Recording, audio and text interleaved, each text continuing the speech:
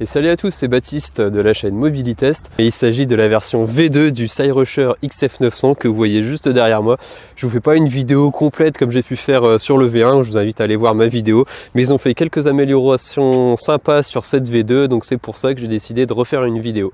Allez, c'est parti, on enchaîne avec l'intro et juste après on passe sur les caractéristiques.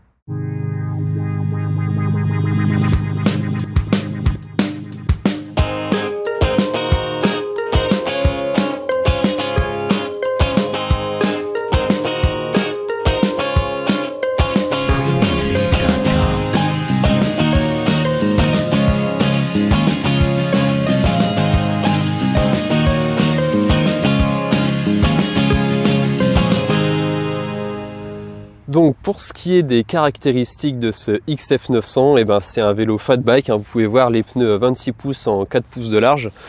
C'est un vélo qui a un moteur, on voit ici, de 750 watts nominal, qui peut aller en crête jusqu'à peu près 1000 watts.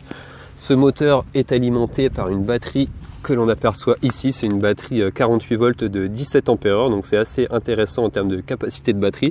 Cette batterie est bien sûr démontable, ça se passe de l'autre côté.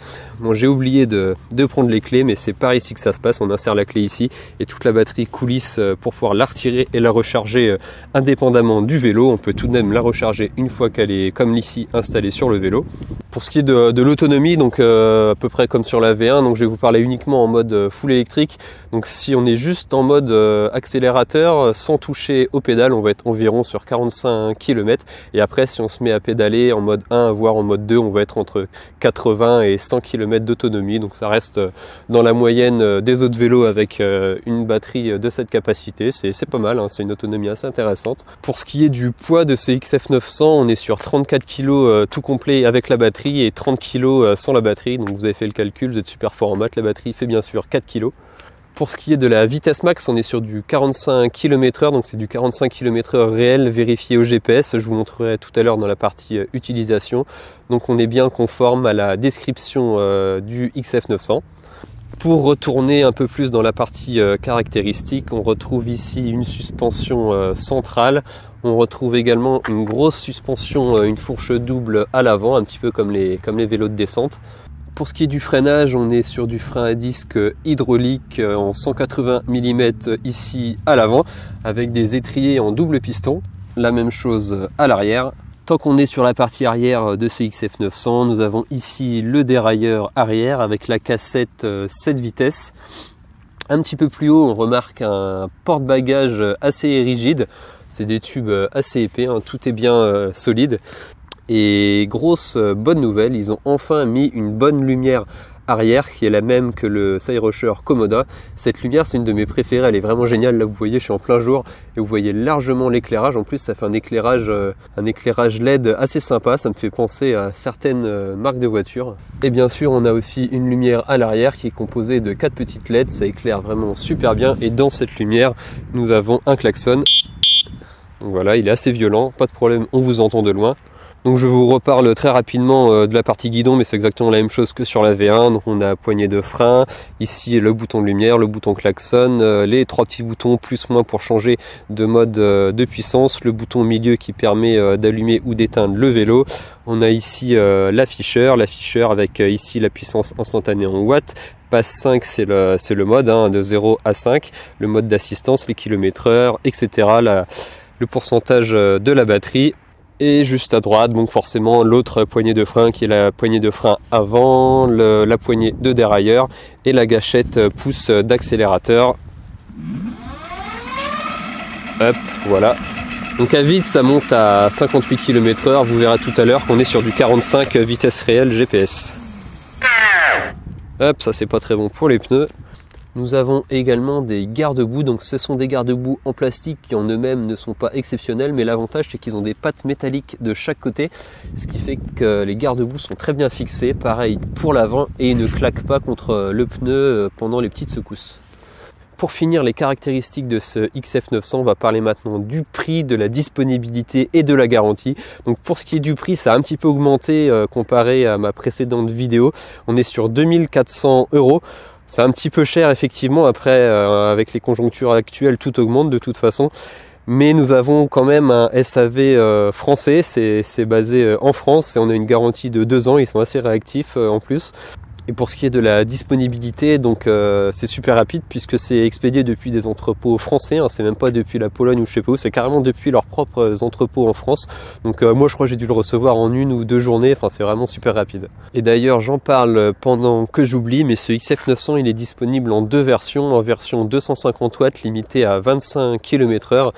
Et il est disponible aussi en version non homologuée 750 watts jusqu'à 45 km/h. C'est ce modèle, donc libre à vous d'acheter la version que vous voulez.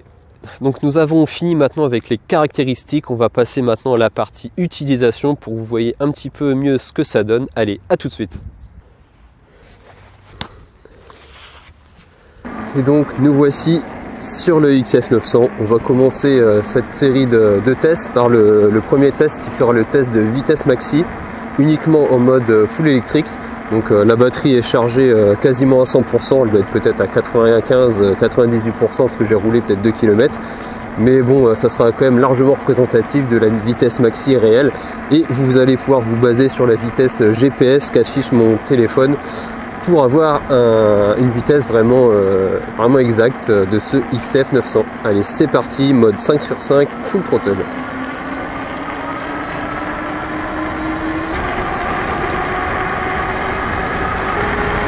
Donc nous sommes à 41, 42,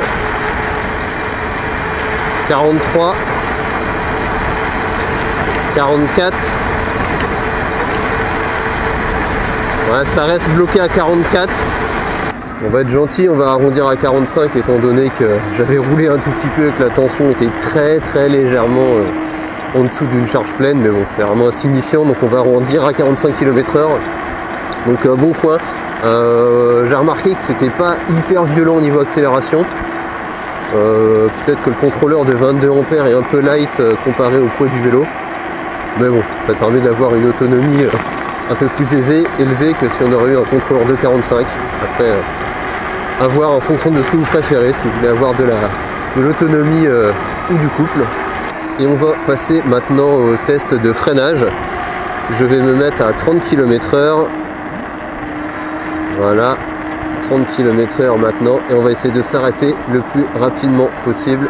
Allez, c'est parti, principalement frein avant. Bon bah ça fait très bien le boulot.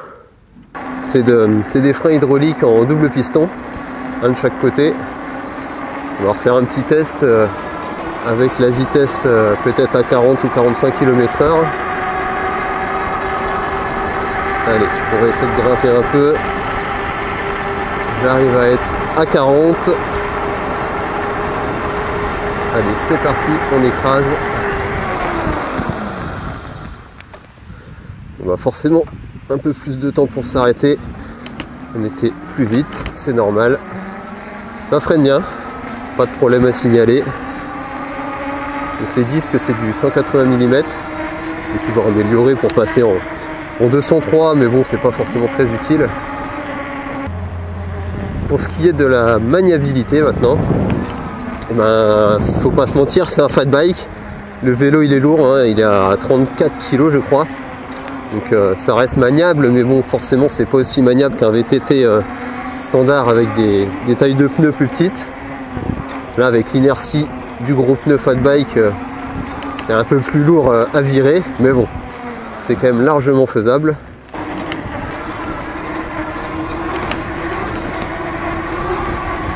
Ça y va quand même sans problème. On va essayer de faire un petit demi-tour assez rapide en épingle. Non, voilà. Ça y va quand même, hein. N'allez pas imaginer que ça reste compliqué de manœuvrer avec. Je dis juste que c'est un tout petit peu moins maniable qu'un vélo standard. Mais bon, la différence n'est pas énorme. En revanche, quand on roule, hein, enfin moi j'ai l'habitude avec les fat bikes, mais on le ressent vraiment hein, que c'est du fat bike. Hein, l'inertie des pneus, surtout à grande vitesse, ça roule tout droit. Hein. Maintenant on va parler un petit peu des suspensions, parce que je remarque que la suspension centrale Je suis en train de sauter un peu dessus, je sais pas si vous entendez.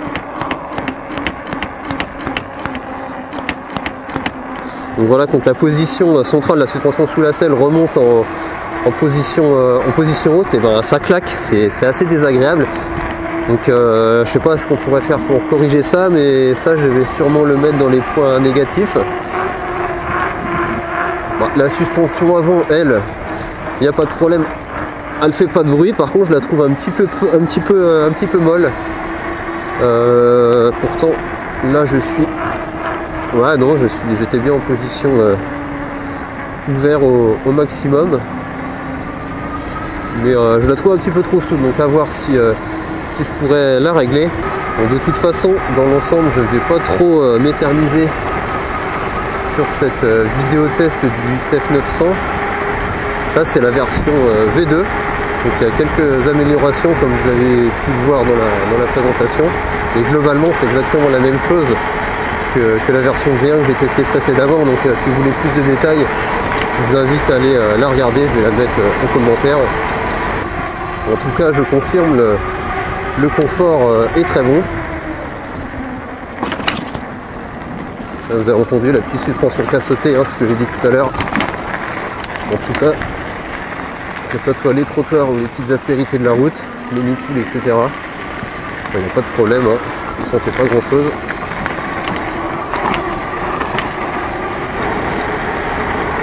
Allez, on va rouler un petit peu dans un chemin caillou, un chemin blanc. C'est pas violent comme chemin, mais bon, ça permet d'avoir un petit aperçu. Ça roule très bien. On va rouler un petit peu dans l'herbe.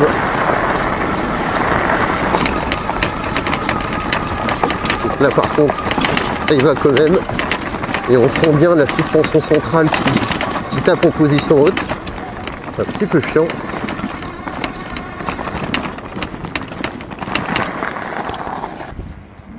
On va essayer la petite montée en full électrique. Je vais mieux me rendre compte de l'accélération. Allez, c'est parti. Donc là, je suis à fond. Hein. Bon, ça y va. Mais on sent vraiment que ça galère un petit peu. Hein. Le poids du vélo plus le contrôleur de 22, je trouve c'est un peu limite. Un contrôleur de 25 ampères-heure, c'est vrai que ça aurait quand même pas été du luxe. Donc je suis un petit peu mitigé sur la puissance du vélo. La vitesse maxi est bonne parce qu'on est à 45 km/h, mais on a un petit peu de temps à y arriver. Et niveau accélération, voilà, un petit peu sceptique. Après, comparé à ce que vous pouvez trouver chez Decathlon, Intersport ou autre, forcément c'est pas comparable. Hein. Mais bon, j'ai l'habitude. J'ai testé beaucoup de vélos, donc comparé aux autres, on va dire que la puissance est un peu light. Voilà ce que j'ai à dire pour l'accélération et pour la puissance du vélo. Donc on va pédaler un petit peu, parce que justement sur cette version V2 du XF 900, eh ben, ils ont peut-être écouté ma critique sur le V1 et ils nous ont mis un monoplateau, un grand monoplateau. C'est un peu ce que je reprochais aussi sur la V1, parce que du coup quand on était à 45 km/h, on pédalait pas mal dans la semoule. Donc on va voir ce que ça donne. Je me mets à la petite vitesse sur le dérailleur, vitesse 5/5. Donc là je pédale. Et ouais, niveau assistance, on est quand même beaucoup mieux que sur la V1. On va essayer, donc là je suis à 40. On va essayer de monter un peu pour aller jusqu'à 45, mais là mes cuisses, croyez-moi qu'elles fonctionnent. Alors qu'à cette vitesse-là sur la V1, je pédalais largement dans la semoule. Donc voilà, je suis à 44 km/h. 45. Ouais, non, franchement, on est quand même beaucoup mieux avec un grand plateau. C'est beaucoup mieux si on s'en sert en mode assistance électrique. Forcément, si on s'en sert en mode gâchette, bah, vous avez un petit plateau ou un grand plateau, on s'en fout un peu. Mais non, là, bon point. Bravo Cyrusher, parce que ils ont écouté ma critique sur le V1. Je reviens juste à la partie puissance du vélo. Donc ils annoncent un moteur nominal en 750 watts pour cette version, parce que je le rappelle, mais il y a deux versions. Ils vendent une version homologuée à 250 watts et une version non homologuée avec un moteur 750 watts et du coup qui n'est pas bridé. Il l'annonce à 750 watts, en pic en crête il l'annonce à 1500 watts. Alors comme sur la V1, c'est pas du 1500 watts, hein. De toute façon c'est pas possible parce qu'on est sur du 48 volts avec un contrôleur de 22 ampères. Et quand on fait le calcul, on arrive grand max à 1200 watts sur le papier théorique. Et là regardez, hein, je suis à 997, 950, 948, 948 watts. Voilà. Donc il y a quelqu'un qui m'a mis un commentaire sur la V1 parce que j'avais dit la même chose.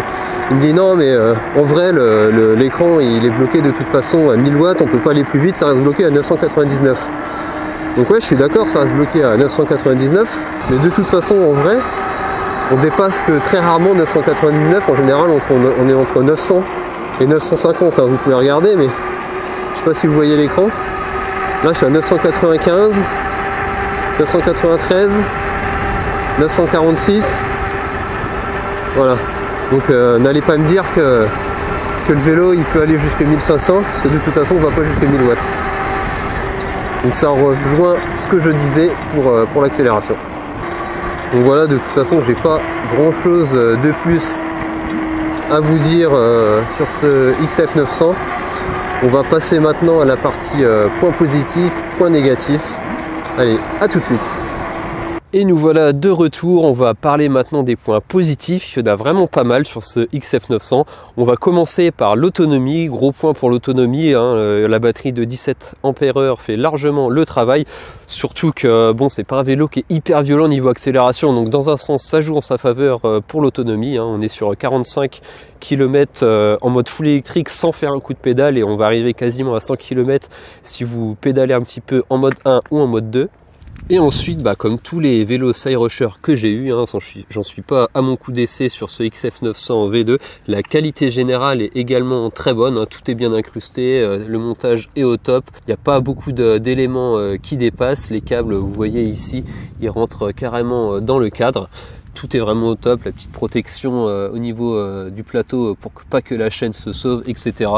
Les garde-boue sont très bien fixés, la qualité du porte-bagages est également très bonne, c'est assez rigide, vous pouvez largement mettre une grosse charge dessus. Et bonne surprise pour la partie éclairage arrière, ils ont enfin mis un éclairage digne de ce nom, en plus il est vraiment super sympa, c'est le même que le Cyrusher Komoda. C'était un des points négatifs que j'avais critiqué dans la V1. Après c'est tout bête mais le look perso j'adore, surtout avec sa grosse fourche double comme ça à l'avant, ça lui donne vraiment un super look. Bon point aussi pour le confort de conduite, comme à chaque fois avec les fat bikes, surtout quand il y a des suspensions arrière et des suspensions avant, vous êtes sur une limousine, il n'y a pas de problème, niveau confort de conduite c'est au top. Bonne nouvelle aussi pour la partie plateau avant, je sais pas s'ils m'ont écouté ou quoi, mais ce qu'il en est c'est qu'on a un grand plateau à l'avant, ça doit être du 48 dents. Sur la V1 c'était ce que je lui reprochais, il y avait 3 plateaux, et même quand on était sur le plus grand, quand on arrivait à 45 km/h, on pédalait vraiment dans la smoule. Là vous l'avez vu tout à l'heure, mais quand on est à 45 km/h, on pédale encore vraiment, c'est au top. Donc bon point pour la partie grand plateau. Et voilà, on a fini avec les points positifs, on va parler maintenant des points négatifs. Alors pour ce qui est des points négatifs, j'ai noté quand même la suspension arrière, elle est pas trop mal niveau souplesse. Le problème c'est quand elle remonte en position haute, elle claque et c'est quand même assez désagréable, surtout quand on est dans des chemins, c'est vraiment pas top. Là je pense qu'il faudrait vraiment qu'il fasse quelque chose, ou après j'ai pas eu le temps de regarder si nous-mêmes nous pouvons essayer de corriger un petit peu ce défaut. Et pareil pour la suspension avant, enfin la suspension ne claque pas, le problème c'est que je la trouve un petit peu molle, enfin du moins sur celui-ci, je sais pas si c'est pareil sur tous les modèles, mais je trouve que la fourche que j'ai sur celui-ci elle est vraiment trop molle, j'avais pas le souvenir d'avoir la même chose sur la V1, donc peut-être qu'il y a une histoire de réglage à faire, mais en ce qu'il en est, c'est dans l'état actuel pas terrible, je trouve qu'elle est vraiment trop molle. Et ensuite, dernier point négatif, j'hésitais à le mettre, mais c'est quand même l'accélération générale, la puissance du vélo, c'est un peu light. On est quand même sur un vélo qui est lourd, on est sur 34 kg, et le problème c'est mettre un contrôleur de 22 ampères, ça fait un peu light, on n'a pas des accélérations de dingue, on est quand même un petit peu en dessous de la moyenne des autres vélos que j'ai testés sur ma chaîne. Après forcément, si vous allez chez Decathlon, Intersport ou quoi, ça va pas être la même chose, ça va être pas comparable, ça sera toujours un vélo qui sera plus puissant, mais comparé aux autres vélos que j'ai testés, je trouve que c'est un petit peu moins péchu. Après dans un sens vous allez me dire mais oui mais vu que ça consomme moins on va avoir plus d'autonomie, forcément je suis d'accord, mais bon faut quand même faire la part des choses. Et nous voilà arrivés à la fin de cette vidéo test sur le Cyrusher XF900 V2. Merci à tous de l'avoir regardé. Surtout, n'hésitez pas à vous abonner, à mettre un petit pouce et vous pouvez me poser vos questions en commentaire. Salut, à bientôt pour un prochain test.